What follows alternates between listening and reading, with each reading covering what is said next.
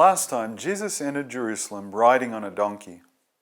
People gathered around him on the road, and soon there was a procession with the people honoring him as the king, even as the Messiah. The religious leaders wanted to arrest and execute Jesus. They paid Judas to betray him by leading them to him when there was no one around. Jesus celebrated the Passover meal with his disciples. He used bread as a symbol of his body, which would be broken, and wine for his blood, which would be poured out to seal a new covenant between God and his people. Mark now continues with his account of the events leading up to Jesus' betrayal and arrest. This is in Mark chapter 14, verses 32 to 51. Jesus and the disciples are on the slopes of the Mount of Olives, walking through the orchard. In the general area is a cave, still there today, which for centuries housed an olive oil press. There is evidence that this was within a walled, cultivated area known as Gethsemanim, transliterated to English as Gethsemane. Even though the narrative doesn't specify, it seems likely that the cave is a place Jesus and his disciples regularly use for sleeping when they're in the Jerusalem area, and that it is their destination this night. The disciples can sense that whatever is about to happen is weighing terribly on Jesus. When they arrive, Jesus draws his closest friends among the disciples, that's Peter, James, and John, off to one side and tells them frankly that the knowledge of what he's facing is so overwhelming that it's crushing him physically. This is in Mark chapter 14, verses 33 to 34. It says he took Peter, James, and John with him, and he became deeply troubled and distressed. He told them, "My soul is crushed with grief to the point of death. Stay here and keep watch with me." He just doesn't know how he can survive what he's going through at this moment. "I realize you guys are tired, but I need you right now. Will you stay awake and just be here for me? Ask God for his help, please." And he moves away a little bit from them and falls down with his face on the ground. The thought of what's coming is unbearable. Always, always, always, in every single thing, he and his Father have been together. Yes, there have been challenges, even terrible disappointments like with Judas, but the Father has always been there to give strength and wisdom and fellowship.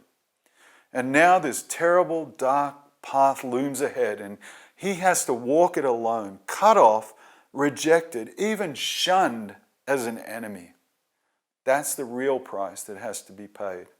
"Oh, dear Father, is there any other way? Please, but no, I'm willing. I want your plans to be fulfilled. I reject the whole idea of me wanting anything else." This is, the actual words are in Mark chapter 14, verse 36. "Abba, Father," he cried out, "everything is possible for you. Please take this cup of suffering away from me. Yet I want your will to be done, not mine."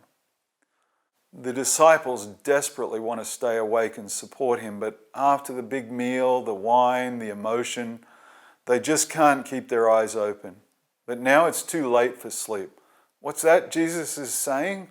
He's been betrayed? What's going on? There are voices, the clash of steel on steel, flickering lights coming through the trees. They're up, rubbing their eyes. "Hey, it's Judas. Yes, where has he been anyway? Why is he leading those men? Look, they've got swords and clubs." Now Judas is walking up to Jesus. He says, "Rabbi," and kisses him on both cheeks.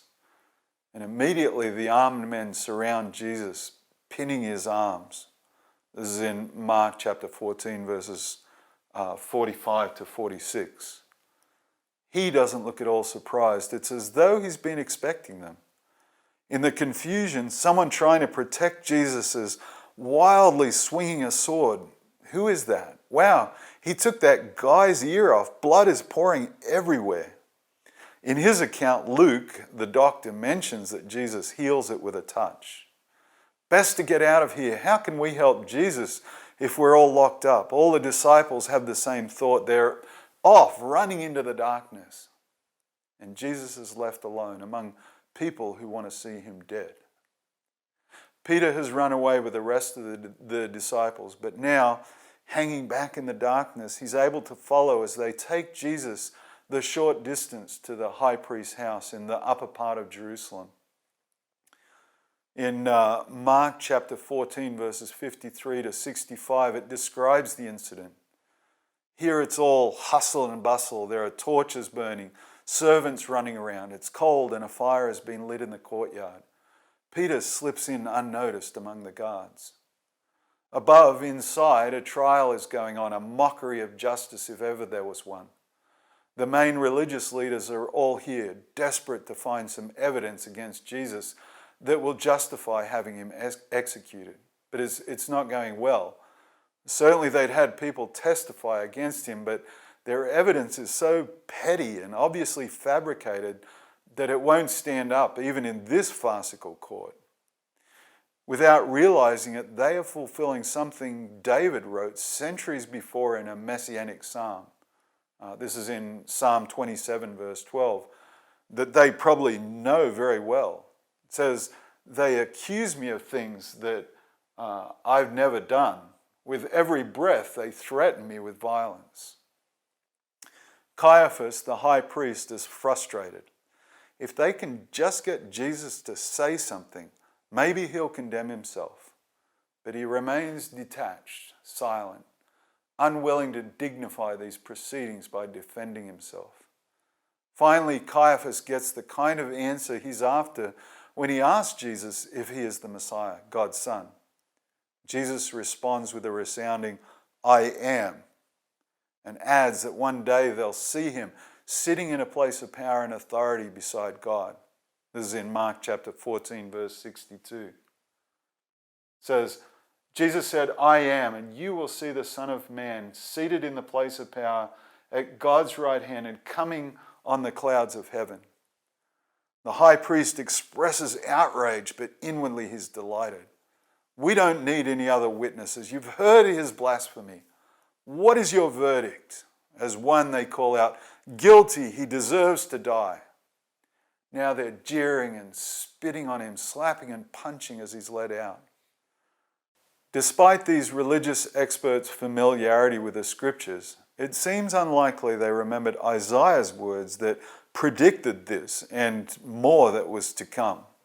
When he said, "I offered my back to those who beat me and my cheeks to those who pulled out my beard. I did not hide my face from mockery and spitting." That's in Isaiah chapter 50, verse 6. The limited powers of the Jewish council under Roman rule did not allow them to implement the death sentence.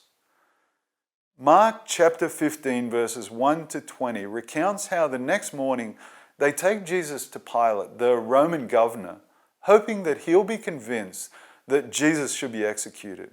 The governor, of course, is not interested in Jewish religious traditions. His role is to serve Rome by keeping the peace in this far-flung outpost of the empire, and to see that their taxes are flowing into the imperial coffers. He probes to see if Jesus really does pose a serious threat, as the Jewish leaders are saying. "Are you the king of the Jews?" Jesus' answer is cryptic. "As you say it." It's true, Jesus is the legitimate king of God's chosen people, but their definitions of kingship are very different. This is in Mark chapter 15, verse 2. The leading priests accuse him of all kinds of crimes. Pilate is surprised at Jesus' calm refusal to defend himself against their charges. The religious experts should, but don't, recognize the fulfillment of yet another messianic prophecy playing out before their eyes.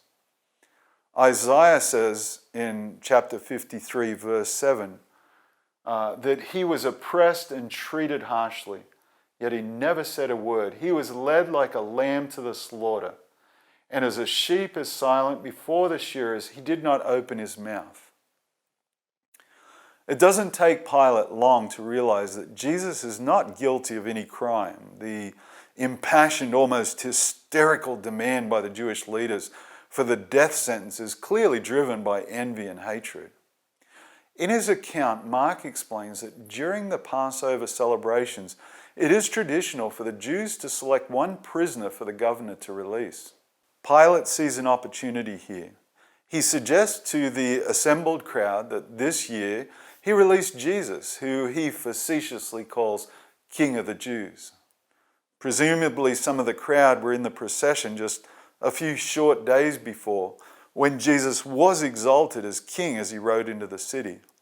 But they have proven to be fickle, and their adulation is short-lived. Now, angry and disillusioned because he has not met their expectations, and urged on by the leading priests, they ask for another prisoner to be released instead. When Pilate, at a loss, asks what he's to do with Jesus, they demand death. In fact, they're screaming out that he should be crucified. This is in Mark 15, verses 12 and 13. One of the most painful and demeaning forms of Roman execution, crucifixion is reserved as a punishment for traitors, captive armies, and the very worst criminals. It's performed in a public place to discourage crime there. Victims' hands and feet are nailed to a stake or cross timbers. The excruciating ordeal can last for days until exhaustion inevitably results in suffocation and heart failure and then death. The crowd's demand for Jesus' death is difficult enough to fathom, but their insistence on this excruciating and humiliating form of death hints at something else. This is deeper and more sinister than just a mob baying for blood. It's obviously spiritually motivated, but it seems to also involve a physical, even pathological compulsion to be rid of him and all that he represents. They are rejecting him in the most brutal and conclusive way they can. They're saying he's not one of us. He doesn't even deserve to die as a Jew.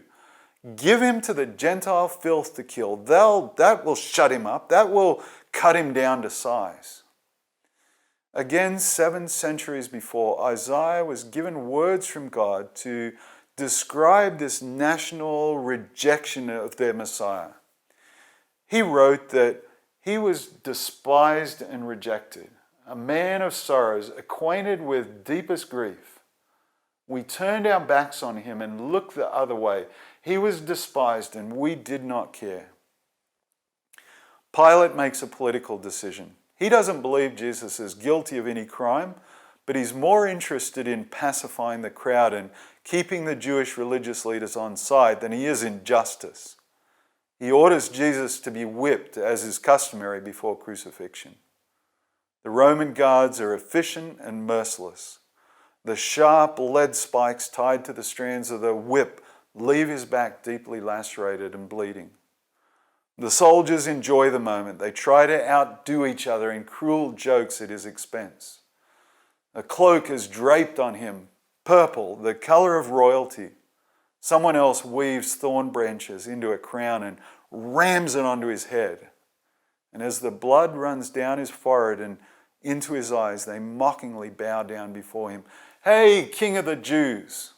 Mark records this in chapter 15, verses 17 and 18. The thorns provide a vivid reminder of the curse that God placed on the earth after man's rebellion. The one who has come to break that curse quietly stands with its cruel symbol wrapped around his head. Finally, the soldiers tire of their cruel game and they lead him away to be crucified.